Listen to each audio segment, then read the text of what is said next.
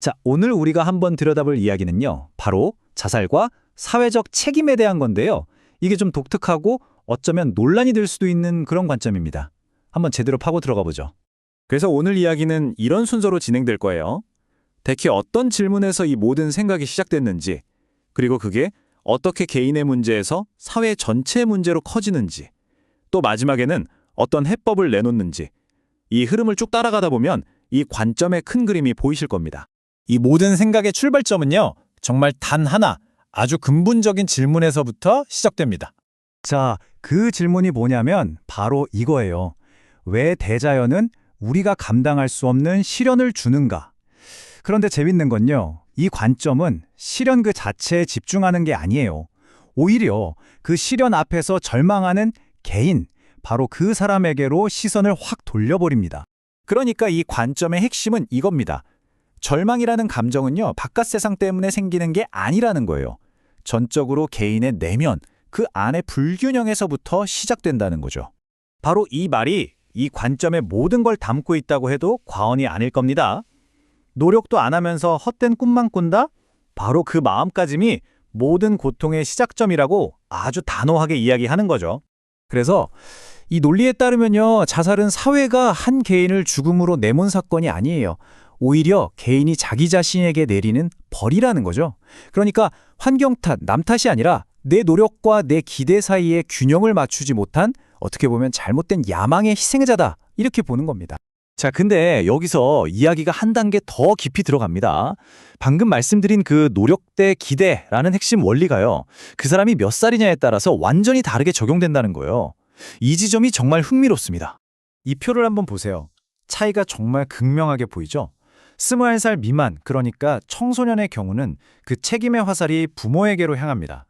반면에 30대, 40대 성인의 경우는요, 그 책임은 온전히 자기 자신에게 있다는 거예요. 청소년의 경우를 좀 더 자세히 들여다보면요, 논리가 이렇습니다. 책임져야 할 사람이 부모이기 때문에 정작 그 아이는 죽음 이후에 큰 고통을 겪지 않고 오히려 더 좋은 세상으로 갈 수 있다. 정말 독특한, 어쩌면 좀 충격적일 수도 있는 그런 해석을 내놓는 거죠. 반면에 성인의 경우는 상황이 180도 달라요. 이들은 이미 이 땅에서 겪어야 할 고통을 다 겪었다고 봐요. 그렇기 때문에 스스로가 겪는 그 어려움, 그 고난을 이겨내지 못한 책임은 던적으로 본인에게 있다, 이렇게 딱 선을 긋는 겁니다. 자, 이제 이야기는 개인의 비극에서 사회 전체의 문제로 시야를 넓힙니다.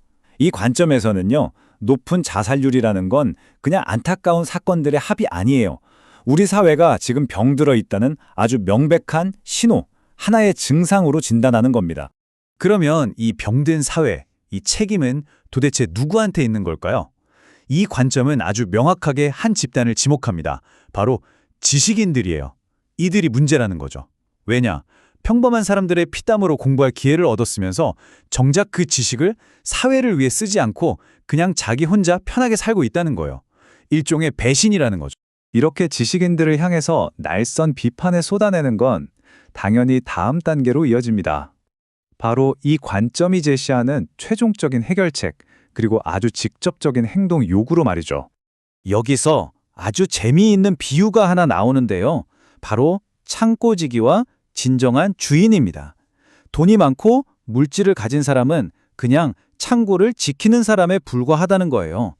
이 사회라는 거대한 시스템을 어떻게 움직여야 하는지 그 방법을 아는 지식이냐말로 이 사회의 진정한 주인이라는 겁니다.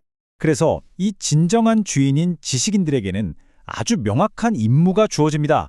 더 이상 그냥 가만히 앉아서 수동적으로 살지 말고 당신들이 가진 그 지식을 총동원해서 시스템을 만들라는 거예요.